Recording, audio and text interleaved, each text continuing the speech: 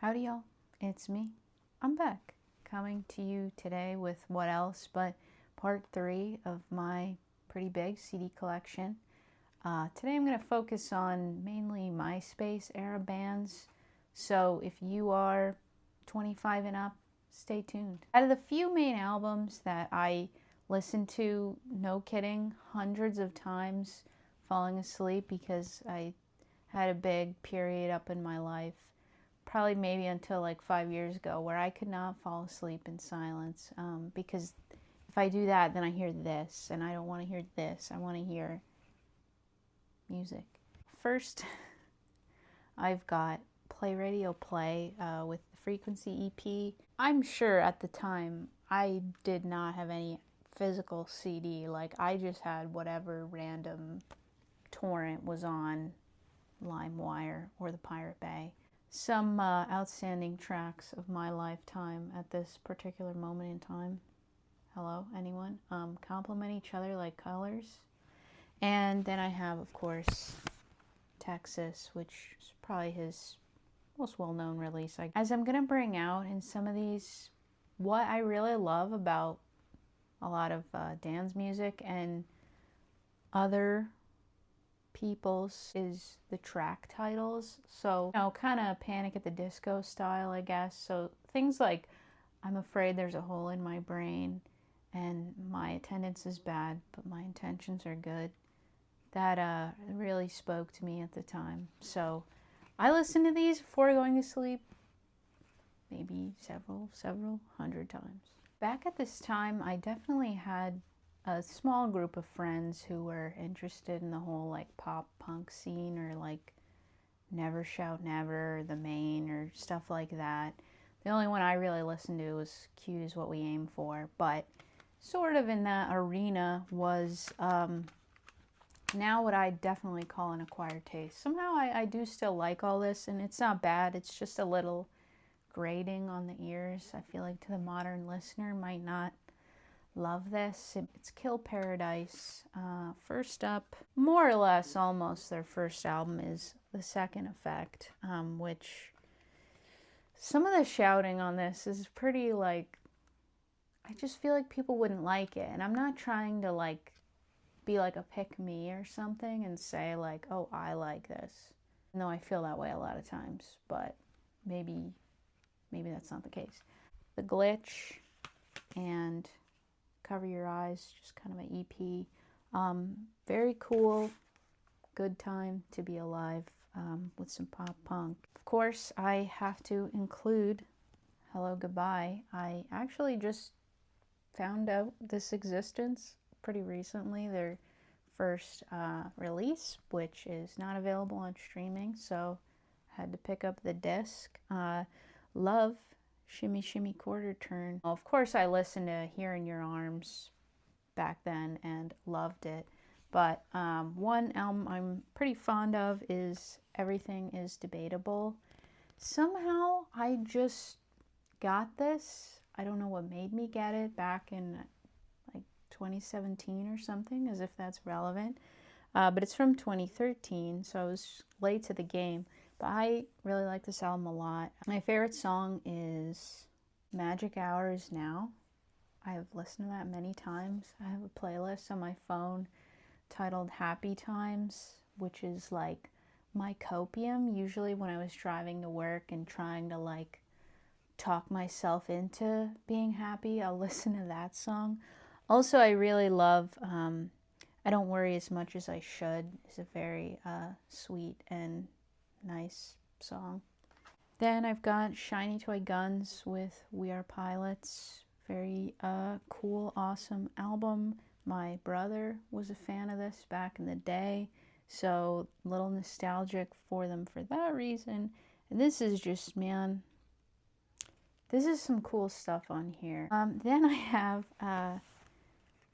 Charlotte Sometimes with Waves and the Both of Us, which is just a classic twee kind of sort of MySpace era, 2008. I know she's actually still active, not under this name, but yeah, such a fun, cute album. They They don't make music like this anymore, which is cool, but yeah, love this one.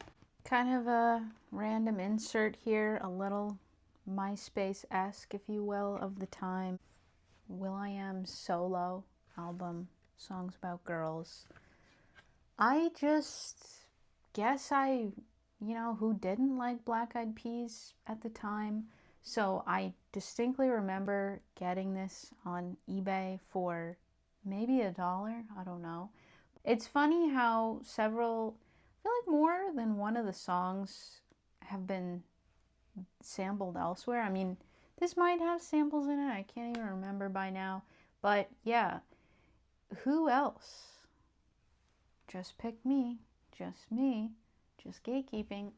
Heard Impatient by Will.i.am, that when American Boy by Estelle came out, they could recognize it and say, hey, wait, is this Will.i.am on the radio right now? No, it wasn't. It was so weird and random that I was listening to it. I don't know why. I think Invisible was my favorite song. It was definitely my favorite song. Gotta have one Black Eyed Peas CD, right? I have the beginning. The TikTokers are listening to this, so I guess it's okay. Don't Stop the Party, that might be on my running playlist. I don't really know, but yeah, fun. One slightly obscure but not really pick is if you're familiar with the Postal Service, where's my disc of it? I don't know how I haven't found that around. I'm sure there's millions of copies. So that got me interested in not Death Cab for Cutie, but the other member of the band, Jimmy Tamborello. I distinctively remember following his MySpace, and he put out one album under the name James Figurine, Mistake, Mistake, Mistake, Mistake, which to my young mind was about the coolest thing to exist at the time. Very vibey, not at all. Is this an acquired taste? Sort of. I don't know. But maybe you were the average person might be a little more familiar with his work under the name Dntel. So this is a compilation of Something Always Goes Wrong and Early Works for Me, If It Works for You, Part 1 and 2. So we've got 3 CDs here, and like I said, one of the many things I appreciate most about him are the track titles, which is something you really can latch onto when the song is just instrumental. Things like in which our hero begins his long and arduous quest, in which our hero finds a faithful sidekick, a machine and a memory keep you alive, and loneliness is having no one to miss. These are the quintessential song titles of my life. I'm sure his most familiar release to anyone is Life is Full of Possibilities, which he did collab once again with Ben Gibbard on. Oh, this was how the Postal Service got started. Now I'm remembering. When they did him and Ben did the track "This Is the Dream" of Evan and Chan together. Pretty sure that's how Postal Service came about. And also, maybe sort of familiar to anyone who likes music like this is Dumb Luck. And then I've also got a copy of Aimlessness, which I really, really love this one. Probably could not have existed during the early 2000s without hearing the Killers. So I've got Hot Fuss, probably their best release, Sam's Town, Day and Age, Sawdust, which had some pretty cool tracks on it. All the Pretty Faces is probably one of my top Killer songs that I love.